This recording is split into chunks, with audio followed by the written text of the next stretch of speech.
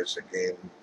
Played correspondence chess at my team match with my video lessons group versus chess.com and Espanol.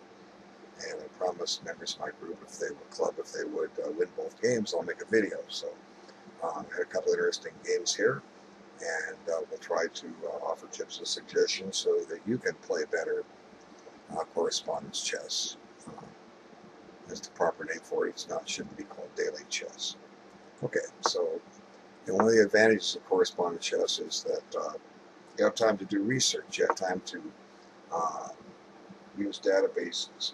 Now, my experience is that the chess.com Explorer is not necessarily the best. I've had students use it and come up with move choices based on it, and they're not really good. Your best source is an actual book, a specialized book on an opening, because then you can get author commentary as to some of the strategic ideas. Now, this is the C3 Sicilian or Alpine Sicilian. White is attempting to build a pawn center. He wants to play D4 and hopes for the exchange of pawns and to control the center with his pawns. That's basic idea. One of the drawbacks with the move is that it takes the C3 square away for the knight. So black is able to counterattack this pawn right here, right now. And white often does what he did. He played E5. This is all theory, and it's completely even. If any grandmaster in the world could play either side of this and against anybody and not fear their opponent's position. So in a way, that's what we want. We want to be able to play grandmaster moves. Now, to learn so many openings, as white and black, and learn all the, it's almost beyond the scope of what you can do. To sit here in advance and maybe play over 500 games from this opening alone, and then try to remember it all. A database says everything recorded. If you're playing against a chess engine, it has all these lines in its memory, and it's going to sit there and crank out the book moves. But we use correspondence chess as a way to train for over-the-board chess, or if you're not able to go to over-the-board tournaments, as many aren't, it's just another way to play chess. But you want to play your best chess. That means take your time. That's what it just boggles my mind, is how many people sit here and treat this like it's a game you play in live chess at a 5-minute time control or something. If you want that, just go sign into live chess and put out a seek for a 5-minute game and play all day long, okay? But anyway, now here white plays knight f3, and relying on the fact that this pawn is pinned, and defensively can't give up the knight. So black protects the knight, and this is all theory. I'm not exactly sure at what point they leave theory. I'm not too worried about that. But by playing this line, both sides, as long as you're following the book, they're going to not only have a satisfactory position, they're going to learn the opening, so that next time they play white or black, they'll know what they're doing, and they won't have to sit there and work everything out. They'll be able to play the moves from memory and save time on the clock for later. Okay, so white's getting rapid development. Now here, white decides to make this position strategically imbalanced with this pawn exchange. So what does this do? Well, number one, it requires, if black takes back with the bishop, he's going to lose the tempo with that bishop. It took 2 moves to capture this pawn. And then white also accepts the fact that, that he's going to have an isolated queen pawn. Now, an isolated queen pawn is not a problem if you know how to play with it. The more pieces on the board, the stronger it is. Let's get a little clarification. We'll kind of talk some of the ideas here. White's center pawn controls a little more critical squares in the center than the black center pawn. White has a half-open E file. He has a fully open C file. Now, yes, black has it too. And development is even here. White's developed 2 pieces, black has developed 3.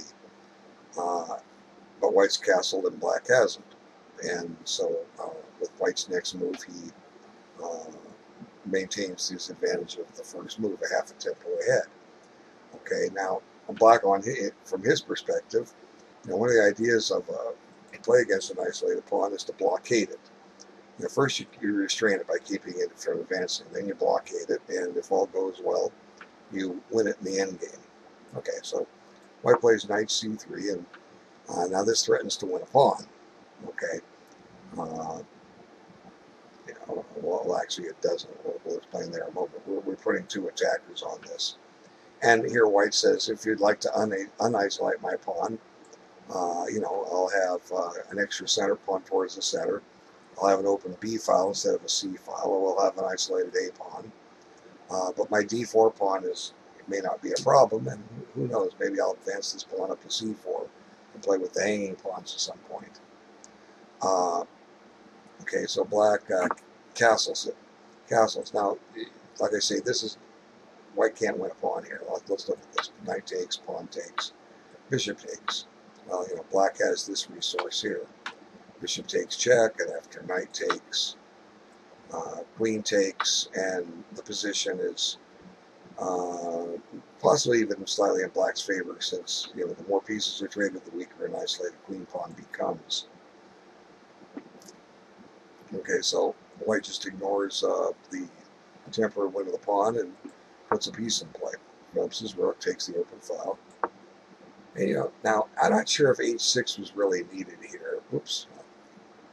If those that are familiar with my videos know that I call this the internet defense, because it was invented on the internet by tens of thousands of people that want to keep bishops and knights out of these squares, and therefore they spend a tempo just to stop that. But there's a lot of problems with this strategy.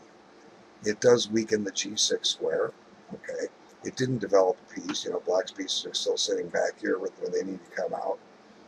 And, we don't even know if I wanted to play knight g5 or bishop g5. So, white just retreats his bishop because it was unprotected. And black looks to fianchetto his bishop, which didn't have no scope. And, now he decides he's going to trade. And black now gets an isolated pawn too. And now here white plays h3. Now here it actually makes a certain amount of sense.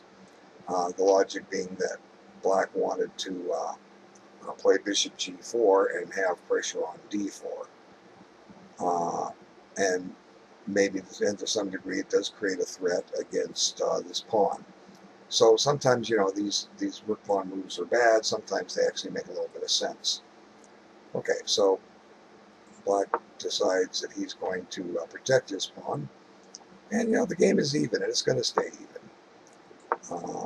And this is the advantage of playing book lines. Now here, what's white doing with a3? Well, sometimes this maneuver is used. What white may want to be doing is forming a battery with the bishop and queen to point at the king. And if we do get the queen and the bishop to these 2 squares, there's a knight fork which would eliminate the bishop and give black the bishop pair. But that's what happens. So now knight a5 and bishop comes here. But black now finds a fine square for his knight. And white decides to keep the bishop pair. So what did white, well now white shut in his rook. Did white do anything wrong here? Let's back this up and I'll give you a suggestion here. Okay. Sometimes what you want to do is swing this rook over first. I have a particular saying, if you're not sure what to do, develop a piece. Now let's look at this. Okay, rook c1, now say knight a5. Bishop here, and knight c4. Oh, we can't come back. Okay, so we'd have to yield the bishop pair. Now b3 may be a mistake because it might give black a chance to drive white out of there. But ideally, what we'd like to do is bring the rook over so that the bishop can come back to b1 if chased. So, did white have any other choices here? let's come back to this critical move here, h3, which was designed to stop this. So in advance, let's play bishop e3. Now let's suppose black plays bishop g4. Now the heat's off d4. Now let's play rook here. Did we make any progress? Oh, wait a minute. We can't. Yeah, no, we can't. Okay, now we're on the bishop and knight here. We still don't have rook back. We may have to yield the bishop pair. Okay, so how can we do this maneuver? How can we get the rook to c1 so that if the bishop is chased with the knight b4, we can tuck it back here? Let's back this up a little bit more. Okay, let's hold off on this exchange. Okay, now where are you going to put this bishop? Let's try bishop d2. Is this making any progress? Okay, now if knight here, we can put this here, and here it comes again. So knight c4 seems to be coming. Maybe white can't do much with this position. Maybe the critical point is playing, spending this tempo and putting the bishop here. So instead of bishop b3, let's play this. Now if knight a4, we can drop the bishop back, but let's see. Bishop d3, this can come in. So we're trying to get the rook out. That's what we're trying to do before we come back here. See, now this is allowed again. So we're just going to abandon the idea of getting this battery right away. We'll let black's knight sit on the rim. Let's just come back here. Okay. Now maybe we're looking good. Now knight c4 is stopped. So let's suppose black decides he's going to go with his plan to fianchetto this bishop. Now let's play here. Okay. Now let's say this comes here. Now we can go ahead and play bishop d3. Okay. Now if for instance knight b4, we'll just bring the bishop back to b1, and let's suppose black develops a rook. Now if we want, let's see, if we really want this this battery, there we have it. Okay, and then we've saved the rook. So this is an example of how you can use your pieces to maneuver. None of this was forced. I mean, this is the way I analyze a chess game. This is the way you should analyze your chess games, and not just play blindly. But anyway, Magnus Carlsen can take over from my analysis here and show me 30 things I did wrong. Okay, well, Magnus isn't going to do that. He's too busy with other things, and if you wanted to hire him to do it, he's going to charge an awful lot of money. So you take me for much less. Okay. And maybe white doesn't mind giving up the bishop pair if black wants to spend a lot of time collecting it. That knight would have moved 1, 2, 3, 4 times to capture a piece that moved once. That gives white a lot of time to get his stuff rolling. Okay, so let's come back to the game and see how it did go. But the game is even. It's going to stay even. And there's the battery, and he kicks that out. So there's a pawn hanging here. It's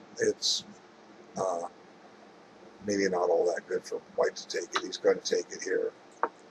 But black seems to be doing okay. Black's got a lot of activity. Now he's got a threat on the bishop. b3 is kind of weak. What's white going to do? Well, he opts to get that rook off the open file. And then here the knight has a fine square. And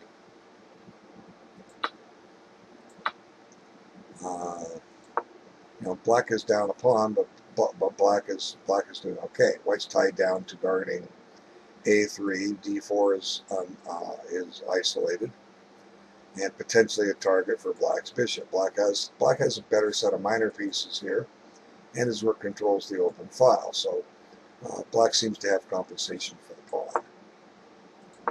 Okay.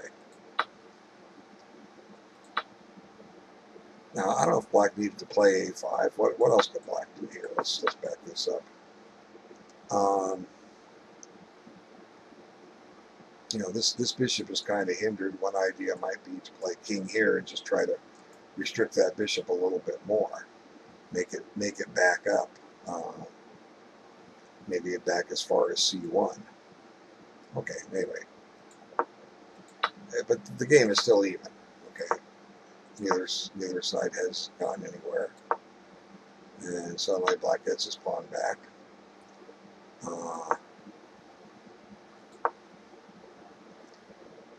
Now let's see. This is based on a tactic. It doesn't look like we can play here, but if to f6, but the bishop is on g5 is protecting against a fork. So now here, black falls victim to what we call a boomerang combination. There's a book I read way back in high school, circa 1969, the Combinations, The Art of Chess by Irving Chernoff. I grew up reading Chernoff, Reinfeldt, and Horowitz books. There's one chapter in there called Boomerang Combinations. Now, what does this mean? Well, one side does a combination, but leaves himself exposed to a counter combination and costs them the game. So here it's a removing the defender theme, and you know, the tactical trick I pointed out was the bishop is defending against this. So black takes blindly without thinking. And you know, this is a case why we lose correspondence games. We're not taking enough time because, you know, after white moves his king, black has had a piece, but black forgot one important concept here: the value of a passed pawn. And after a6, black looks at this and realizes he's not going to stop that pawn. That pawn is destined for becoming a queen. So, had black taken his time, he wouldn't have made this sacrifice. And I think it's safe to assume the game is pretty much even. Let's see. White does have a passed pawn, but black has two of them. Okay. Now, what should black do here? Well, the first move that strikes me is knight c6. I'm not saying it's the best move, or knight d6. But, you know, we got to watch out for the danger that, see, I'm trying to protect this. But the knight's nicely posted there. Let's see, black could probably play knight takes with check. Let's go this route. Okay, now black is actually a pawn ahead. You know, this pawn is dangerous. Let's see, look over to a3, and you know, we can get that pawn as far as here, but you know, that pawn's kind of stuck. I don't know, maybe black's okay here. Let's see. I'm sorry, white's okay here. White can grab this pawn, and we're threatening this. So I don't know. That pawn is dangerous. So let's see. What could black do here? Well, we can also attack this knight and chase it out of there. Let's try that. Okay, now where's that knight going to go? But, you know, if black takes this approach and just starts analyzing it, you know, this is the idea. We investigate moves. You know, white needs to deal with this. If we put it on a7, it's protected. We're blocking the path of the pawn. Black could also attack it laterally and keep the pressure here. You know, this is all just fodder for investigation, and you know, for me to sit here and tear this to pieces would be on the scope of what this video can do, but I'm showing you how we look at different candidate moves and then we analyze them out, and if we see them correctly, our strategy works. If we see them incorrectly, then our strategy fails. So here, you know, black's strategy was the tactic to get knight d2 check in, and he did succeed in that, but when it was all said and done, the white pawn on a5 made a queen. Well, thanks for watching. I have another game from these two players, which I'll be making a video of momentarily.